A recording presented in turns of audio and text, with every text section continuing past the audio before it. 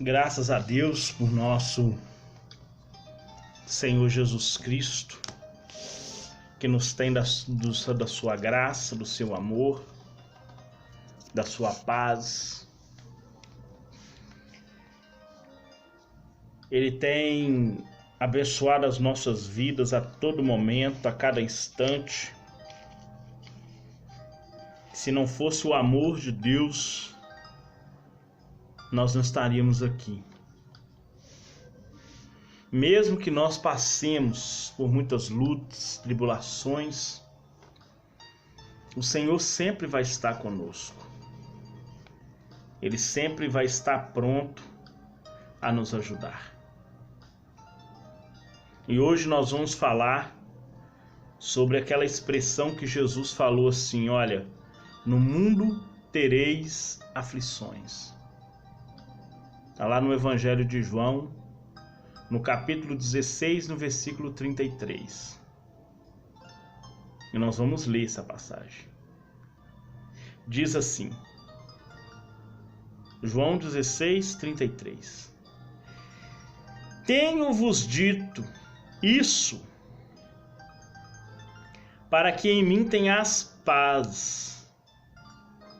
No mundo tereis aflições. Mas tenha de bom ânimo, eu venci o mundo. Jesus fala essa frase depois de concluir o discurso de João 14, que ele fala sobre não turbar o coração para crer nele e crer no Pai, que lá no céu havia muitas moradas, que ele estava preparando o lugar de cada um de nós. E ele vem falando sobre as aflições, das perseguições, mas também vem falando sobre o envio do Espírito Santo como Consolador. No capítulo 15 ele se apresenta como a videira, e no capítulo 16 ele vem concluindo as últimas instruções. E logo após esse discurso aqui, ele começa a sua oração intercessória pelos seus seguidores. E uma das verdades que nós temos que ter é que mesmo que nós estamos sofrendo por causa da queda, são consequências por causa da queda, Ele nos dará livramento das aflições. Ele fala: vinde a mim os cansados e oprimidos, e eu vos aliviarei. Ele vai aliviar, ele não vai tirar você de luta. E isso é nítido no Salmo 34:19, quando ele diz que muitas são as aflições do justo, mas de todas o Senhor livra. Do mesmo jeito que ele agiu com Jesus, ele vai agir conosco. Ele livrou Jesus de todas as aflições, inclusive da morte. Inclusive da aflição da morte quando Jesus ressuscitou. Então, Deus, ele vai nos dar vitória em meio às lutas, às perseguições.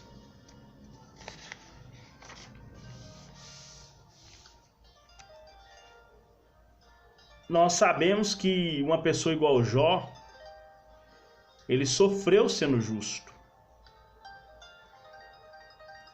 Jó talvez num primeiro momento não entende o porquê do seu sofrimento. Mas Deus, através do sofrimento de Jó, mostra que a fé perseverante triunfa sobre as expectativas de Satanás.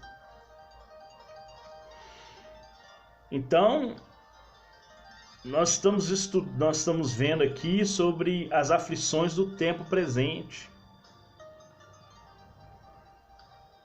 São uma realidade inevitável, até mesmo na vida dos cristãos. Na vida daquela pessoa que seja mais fiel a Deus, o sofrimento faz parte de quem serve a Cristo. Jesus ele falou que por causa dele nós íamos sofrer perseguições. Lá no livro de Timóteo fala que quem quer viver uma vida santa ou viver piamente padecerá perseguição. Aflições. As aflições do tempo presente, as aflições de ordem natural. Presenciamos uma desordem nunca antes vista na natureza. Apesar dos falsos alarmes, não podemos ignorar a devastação provocada pela ação irresponsável do homem. A Bíblia diz que a criação geme e está com dores de parto, pelo que o ser humano lhe tem feito. Isso está escrito lá em Romanos 8:22, que a natureza geme. Quantas calamidades nos abatem por causa da degradação ambiental. São tragédias assombrosas que ceifam milhares de vidas. Poluição nos lagos, nos rios, mares e as ocupações em áreas de risco contribuem para a ocorrência de tragédias. Traz aflições, também afeta cristãos fiéis. Tudo isso afeta até os cristãos que têm sua vida vivendo em fidelidade com Deus. As aflições de ordem econômica. Outra aflição que se abate sobre o mundo é de ordem financeira. A crise econômica internacional empobrece países, nações e famílias. Quantos não deram cabo da própria vida porque da noite para o dia descobriram que perderam todos os bens? Em nosso país, milhões de pessoas sobrevivem com menos de um salário mínimo. A pobreza, a fome e a miséria contribuem ou continuam a fragilizar vidas ao redor do mundo, inclusive as dos servos de Deus. Inclusive as vidas dos servos de Deus.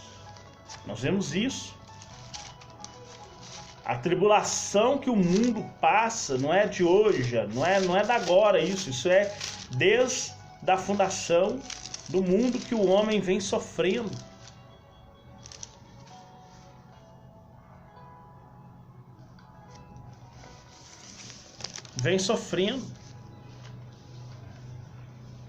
De ordem física. Aflições de ordem física. Segundo dados da Organização Mundial da Saúde, doenças como câncer, hepatite, hipertensão, depressão, obesidade são consideradas as pragas do século XXI. Essas informações trazem algumas indagações. Será que o cristão fiel não é vítima de câncer? Ou não desenvolve depressão ou não sofre hipertensão arterial? Não precisamos de muito esforço para reconhecer que as enfermidades também atingem os salvos e são consequências da queda.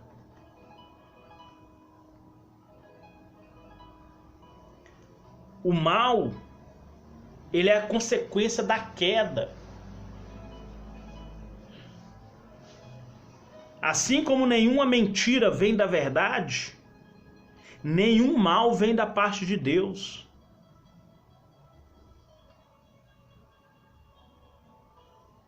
A saúde vem da parte de Deus. Mas por causa da queda, o corpo físico ficou afetado. Pessoa igual a Eliseu fez o dobro do milagre de Elias e mais um, que até depois de morto ressuscitou uma pessoa, morreu doente. E a Bíblia fala claramente, adoeceu Eliseu da doença que o matou.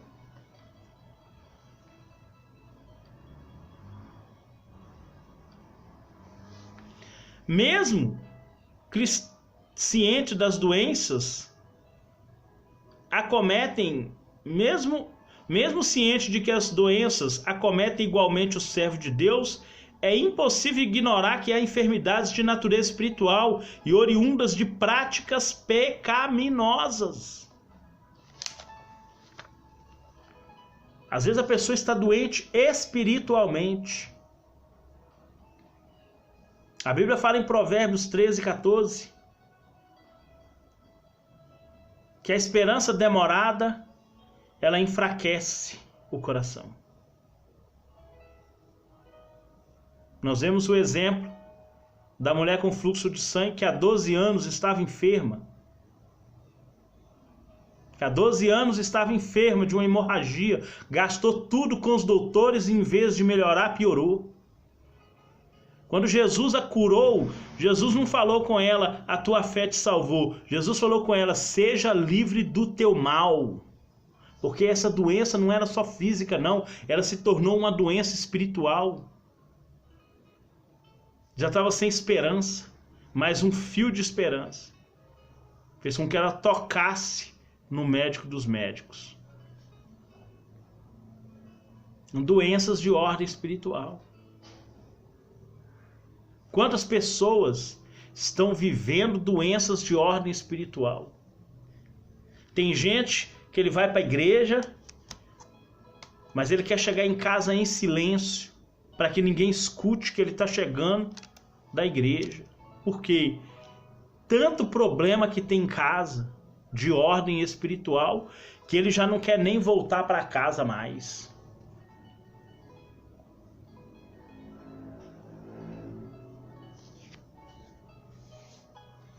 Há alguns anos, na Venezuela, cultos demoravam 5, 6 horas. Por quê? Porque as pessoas estavam passando tantos problemas que eles queriam estar na igreja, adorando a Deus, do que estar em casa vendo os problemas.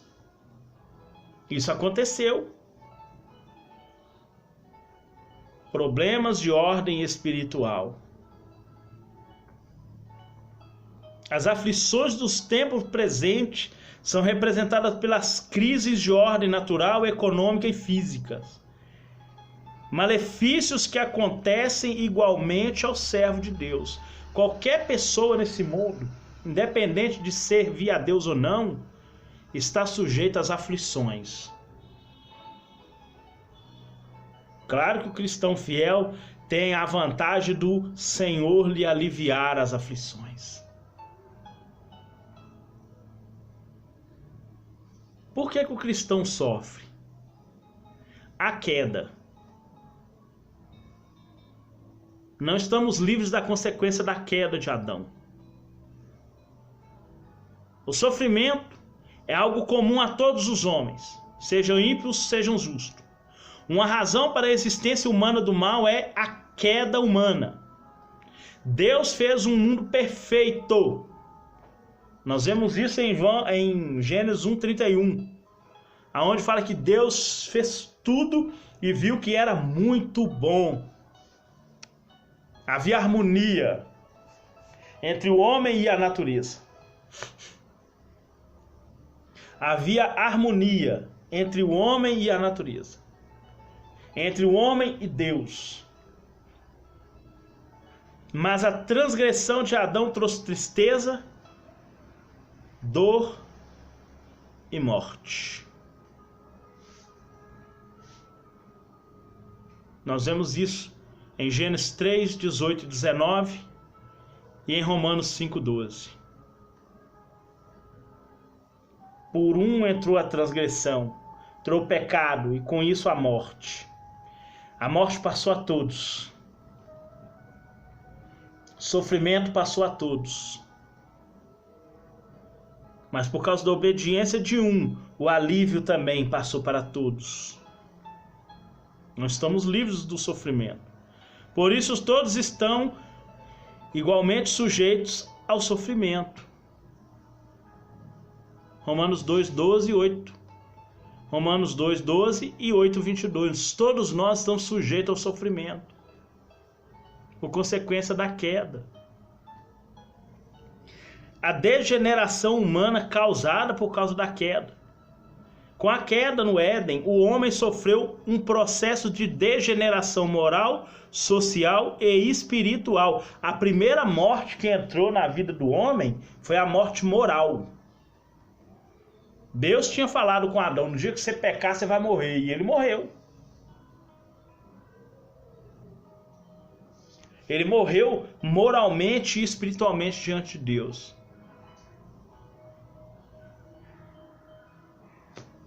Tal degradação observada na vida de Caim, na vida de Lameque e de toda aquela geração levou Deus a destruir o mundo pelo dilúvio. Você pode ler isso de Gênesis 6:1 até o 7:24.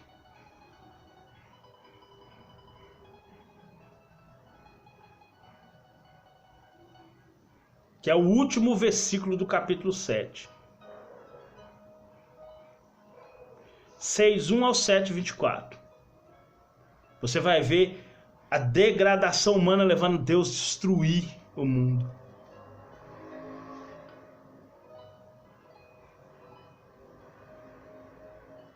O relato bíblico mostra claramente a corrupção humana e o aparecimento do ódio, da violência, das guerras e de todos os atos que contrariaram a vontade divina.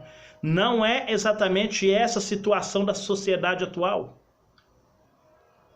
Isso não é o que nós estamos vendo hoje. A humanidade acha-se em franca rebelião contra Deus.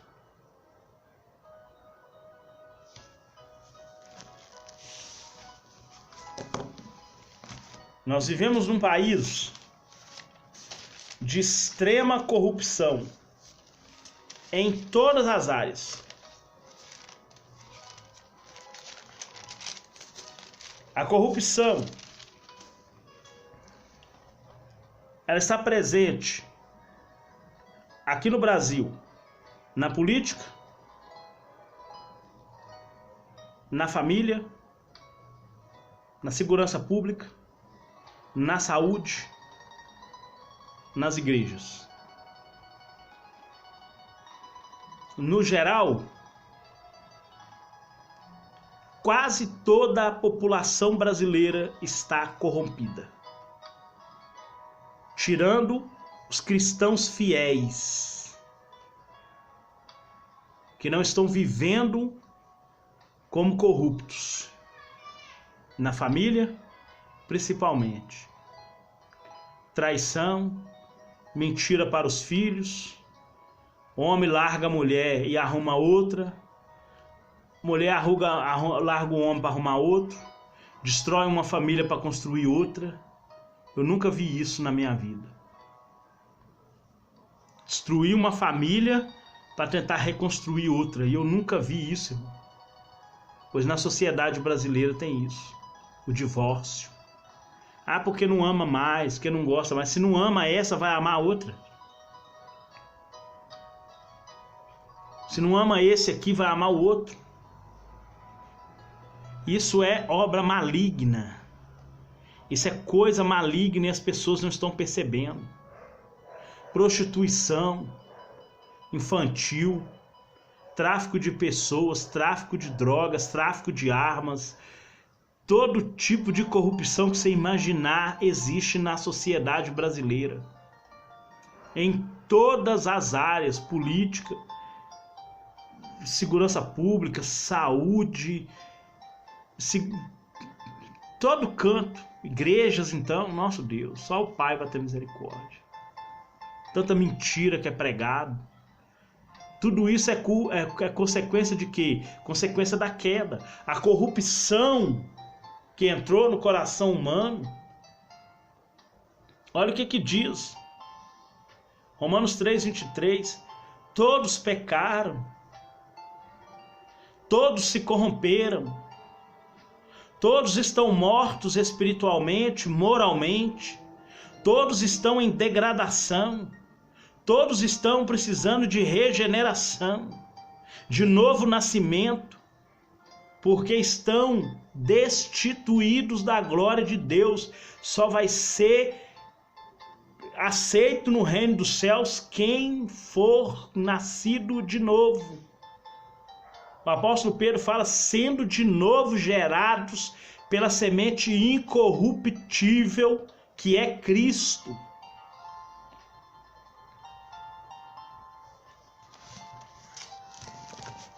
Caso contrário, a humanidade acha-se em franca rebelião contra Deus. Se não for assim, o novo nascimento e o sofrimento. A experiência pessoal e genuína do Novo Testamento gera no crente uma natureza oposta à queda. 1 João 5:1.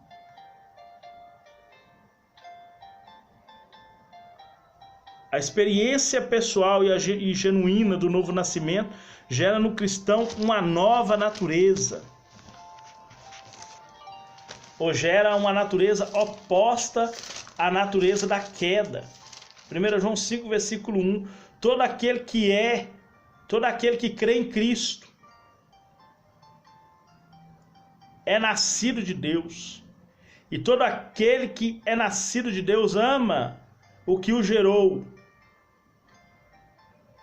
Todo aquele que crê que Jesus é o Cristo é nascido de Deus. E todo aquele que ama ao que o gerou também ama o que dele é nascido.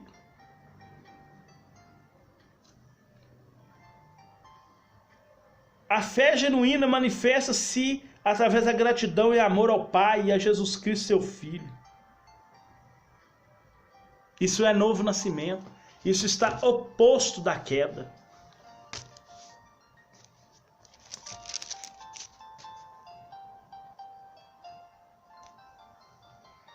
Isso é o oposto da queda. Entretanto, apesar de ter nascido de novo cristão em Cristo, Jesus não deixa de experimentar o sofrimento, pois, como disse, a permanência da concupiscência em nós é uma maneira de provarmos a Deus o nosso amor a Ele, lutando contra o pecado por amor ao Senhor. A velha natureza ainda existe em nós. E em Romanos 12, 21, o apóstolo Paulo fala assim, você vai vencer a sua velha natureza com a sua natureza divina. Você vai vencer o mal com o bem.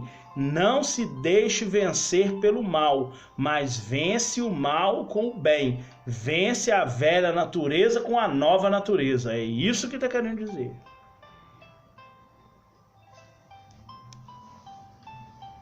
Porque nossa luta não é contra carne, contra sangue, porque tem pessoas usando esse versículo para falar que é a pessoa contra a outra. Você vai vencer o mal que a pessoa te faz fazendo bem para ela. Não é isso. A Bíblia em nenhum lugar manda você fazer isso. A Bíblia manda você orar pelas pessoas que te perseguem. Não manda você fazer o bem para ela. Manda você orar pelas pessoas que te perseguem. Porque a justiça não vem de você, a justiça vem de Deus. Quando fala, não deis lugar ao diabo, ira, mas não peca, ou seja, não caia na oferta do Satanás, dando lugar para ele. Vamos procurar entender a Bíblia, irmão. Vamos procurar espiritualmente entender as coisas de Deus. Vamos lá. Assim, experimentamos o sofrimento porque habitamos um corpo que ainda não foi transformado, mas que espera a sua plena glorificação. Isso está escrito lá em 1 Coríntios 15, do 35 até o 58, quando o apóstolo Paulo vem falando sobre semear na incorrupção, que é o nosso corpo físico, vai colher na incorrupção, falando da nossa natureza divina, que agora vai superar a nossa velha natureza, para nós vivermos o que Jesus falou com a samaritana. Olha, vive em espírito e em verdade para me adorar.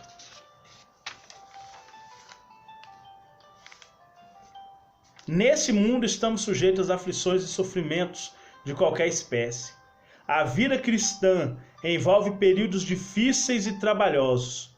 No entanto, se a nossa expectativa estiver na soberania de Deus e no seu bem, desfrutaremos, mesmo que andemos em aflição, da mais perfeita e sublime paz de Cristo, que ao longo da vida, ao longo dos dias que o Senhor nos dá, nós vamos experimentar como Ele faz. Deixo-vos minha paz e minha paz eu vos dou. Deixo-vos a paz, a minha paz eu vos dou. O mundo não te dá paz, que no mundo você tem aflição. Por isso não se turbe e nem se atemorize. É o que fala lá em João 14. Amém? Que Deus possa te abençoar poderosamente. Pai querido, Pai santo, Deus de amor, de paz. Muito obrigado pela tua palavra e que sobre nós, Senhor, possa derramar o teu Espírito, a tua graça, o teu amor e a tua paz. Muito obrigado, ó Pai, por esse momento. E que em nome de Jesus nós te agradecemos. Amém e graças a Deus. Amém, irmãos? Que Deus abençoe sua vida poderosamente em nome de Jesus.